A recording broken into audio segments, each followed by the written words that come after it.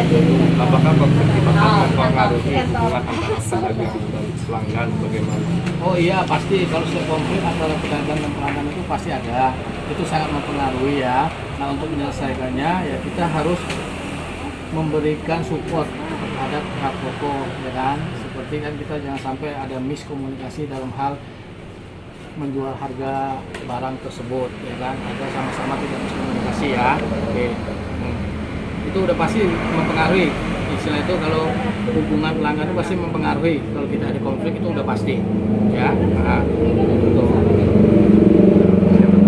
Apakah anda ada percaya bahwa komunikasi yang efektif dapat mengurangi konflik? Oh iya, jelas. Kalau kita komunikasi kita baik dengan pelanggan, itu akan mengurangi konflik dan mungkin tidak ada sama sekali konflik antara kita dengan pelanggan. Kenapa?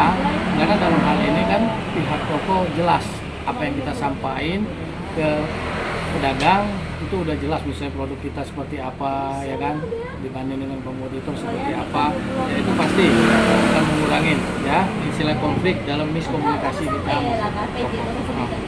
Terus yang ketiga, apa strategi yang bisa anda gunakan untuk mengatasi konflik dengan pedagang lain di pasar? Ya, untuk mengatasinya konflik itu ya seperti yang tadi bilang ya, yang penting menjaga komunikasi yang baik ya, kita memberikan support terhadap pelanggan kita itu agar pelanggan kita juga memberikan support ke kita dan mau menjadi pelanggan setia kita seperti itu ya. Oke, siap. Oke, ada sedikit pertanyaan. Ya, Yang pertama nih, apakah konflik di pasar mempengaruhi hubungan antara pedagang dan pelanggan? oh itu sangat itu bisa membuat pelanggan tidak mau membeli produk yang kita tawarkan. Makanya setiap konflik harus disesuaikan. Terus yang kedua, apakah anda percaya bahwa komunikasi yang efektif dapat mengurangi konflik di pasar? Jelas, komunikasi yang bagus antara sales dan orang toko membangun hubungan yang baik, ada masalah cari solusi yang terbaik, memberikan harga yang terbaik, promo yang terbaik, tidak saling membohongi. Itu sangat-sangat membantu dalam seorang sales atau tenaga marketing menjual barangnya di pasar. Terus yang ketiga, apakah strategi yang bisa anda gunakan untuk mengatasi konflik dengan pedagang lain di pasar? Juga ulang lagi. Apa strategi yang bisa anda gunakan untuk mengatasi konflik dengan pedagang lain di pasar? Konflik dengan pedagang lain di pasar itu ya dengan hubungan baik tadi lah. Menyampaikan harganya yang benar-benar sesuai dengan harga yang kalian minta, yang dikasih pabrik ke tenaga marketingnya, memberikan strata yang jelas, tidak membohongi pelanggan. Nah, itulah hal-hal yang bisa menghindari konflik ya di pasar. Ya, selain hubungan baik tadi, hubungan baik itu sangat penting untuk keberlangsungan perdagangan antara supplier dengan konsumen. Ya. Yang pertanyaan, Ya. pertama, apakah konflik di pasar mempengaruhi hubungan antara pedagang dan pelanggan? Oh jelas pasti pengaruh, karena kalau di pasar pasti ada harus satu sinergi, satu suara. Jadi antara hubungan antara konsumen dengan supplier terjadi erat gitu. Biasanya konfliknya kan banyak. Nah, untuk konflik sendiri harus tahu konflik itu misalkan gara-gara apa gitu. Kalau gara-gara itu mesti tanya dulu detail, dengar aja gitu, penjelasan toko gitu. Yang kedua, apakah anda percaya bahwa komunikasi yang efektif dapat mengurangi konflik di pasar? Jelas pasti komunikasi yang baik itu salah satu langkah ya harus ditempuh supaya ada kejelasan. Yang pertama, yang pasti sih salesman harus datang ke toko yang bermasalah, bertanya masalahnya apa, dengerin aja dulu, selesai toko kasih penjelasan, baru kita pahami masalahnya di mana, kita kasih solusi itu jauh lebih baik. Yang ketiga itu, apakah strategi yang bisa Anda gunakan untuk mengatasi konflik dalam pedagang lain di pasar? Oh iya, ada tadi yang aku sebut di awal, yang pasti pahami dulu permasalahannya, datangin, dengerin, cari solusinya. Kalau memang itu tidak, saat itu juga tidak ada solusi, pasti kita pecahkan bersama di tim internal perusahaan. Pasti ada mitra. Nah, kemudian hari, entah itu besok, entah lusa, kita mendatangin lagi tokonya, kasih penjelasan, kasih solusi, win-win solution supaya terjadi hubungan terbaik antara toko dan supplier. Oke. Ada yang nanya, oke, nanya. oke, boleh. Jadi pertanyaan nih. Ah, Pertama, bagaimana cara Anda mengelola emosi saat terlibat dalam konflik di pasar? masalah konflik di pasar dengan pihak toko ya. Iya. Nah, kalau kita ada masalah kan biasa dengan pihak customer atau pihak toko.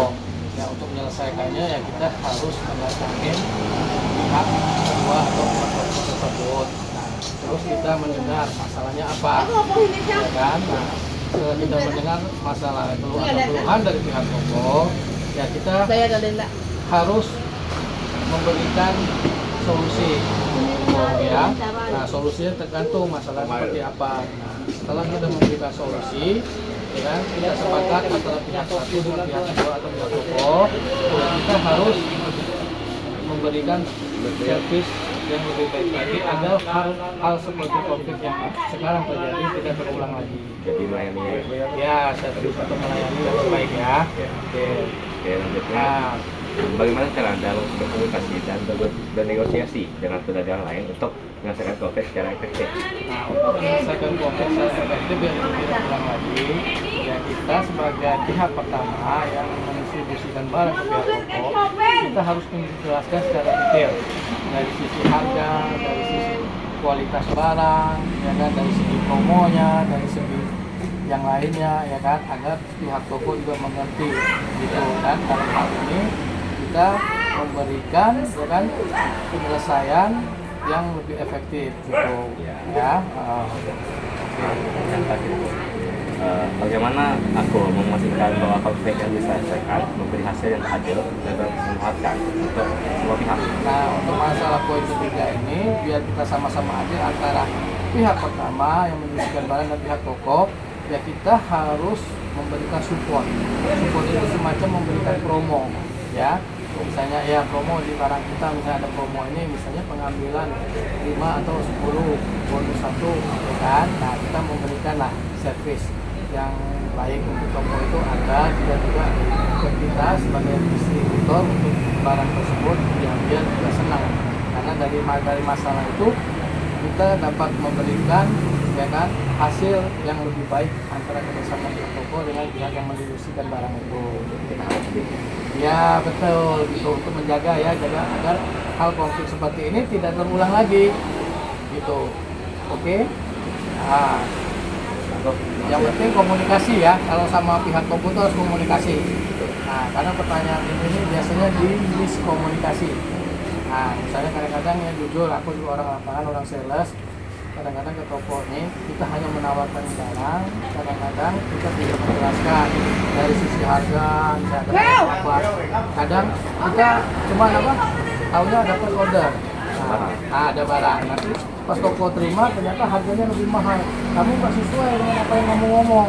Nah, kemarin ngomongnya harga segini, ternyata di faktur dicetak segini. Nah, itu suka miss, kadang-kadang suka ya toko juga marah sama kita gitu ya. Jadi yang penting komunikasi yang lebih baik sama pihak tokonya, intinya itu.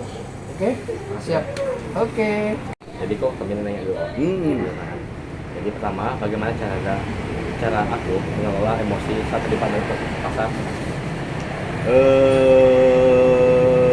Setiap transaksi kadang-kadang pasti ada terjadi salah paham atau penyampaiannya salesnya kurang atau pemahaman orang toko yang kurang. Jadi memecahkan masalah atau menyampaikan emosi harus dengan resolusi dengan cara-cara yang setiap masalah mesti ada solusi. Yang paling penting itu sama-sama. Ya, win-win solution. So, bagaimana cara kamu berkomunikasi dan bernegosiasi dengan pedagang lain untuk menyelesaikan konflik secara efektif? Ya, dicari solusi lah yang terbaik. Bagaimana caranya menghadapi miskomunikasi tadi, dibicarakan awal, ada jalan keluar, bagaimana jalan keluar sebaiknya supaya bisa menyenangkan dua pihak. Dan terakhir Niko, bagaimana Anda memastikan bahwa konflik yang diselesaikan memberi hasil yang adil dan memanfaatkan untuk semua pihak? Nah jelas, kalau sudah ketemu win-win solutionnya, pedagang merasa tidak dirugikan, seller pun tidak merasa dirugikan. Jadi tercipta hubungan yang baik antara seller dan orang toko. Jadi kami naik 3 pertanyaan dulu. Pertama, bagaimana cara Akeo emosi saat pribadi dalam kondisi pasar? Kalau posisi Akil sebagai seorang seller, supplier barang, yang pasti Akil harus kuat. Akil harus lapang dada. Ya. Yang pasti pembeli adalah raja. Itu pasti dari pepatah dari yang lama ya. Nah, tapi di sini yang pasti kita harus dengerin aja. Komplainan toko itu berharga buat kita, masukan buat kita, supaya ke depan tidak ada lagi terjadi hal-hal yang tidak diinginkan. Misalkan miskomunikasi segala macam, ya, itu banyak masalah yang di lapangan, kadang-kadang masalah paham. Jadi penjelasan pasti lebih penting secara detail. Tidak perlu bawa mekanisme, misalkan promo segala macam, kasih penjelasan, kasih kopiannya ke toko. Lanjut, bagaimana cara Akeo berkomunikasi dan bernegosiasi dengan pedagang lain untuk menyelesaikan konflik yang efektif? Pasti apapun itu datangin toko, ketemu empat mata, yang seperti Akil bilang tadi, dengerin aja dia ngobrol, dia mau marah segala macam, dengerin aja, nggak apa-apa. Nah, habis dia tenang, baru kita masuk dengan penyelesaian kita. Nah, mungkin dengan cara mendengar, tidak memotong percakapan, itu mungkin langkah yang lebih baik. Dan terakhir nih Keo, bagaimana cara Akeo memastikan bahwa konflik yang diselesaikan memberi hasil yang adil dan memanfaatkan untuk semua pihak? Oh iya, konflik yang adil tentunya di pasar antara penjual dan pembeli memang saling terikat. Tidak ada harus penjual menang, pembeli yang menang, tidak ada. Harus win-win solution. Kita ini kan tim kerjasama supaya suplai barang pasti jauh lebih baik. Nah di sini tentunya perusahaan juga punya aturan dan toko juga punya aturan masing-masing. Di sini kita harus cari solusi. Nah, misalkan pada saat pengiriman barang, toko tidak bisa menerima jam kerja jam tertentu, toko komplain. Setidaknya perusahaan harus mendengar untuk toko dan kita cari solusi yang terbaik. Misalkan kita kirim, oke, sorenya kita kirim dulu ke lain, balik lagi ke sana. Itulah mungkin salah satu cara menyelesaikan konflik, tidak memberatkan toko dan tidak juga memberatkan ke perusahaan. Terima kasih Keo. Oke.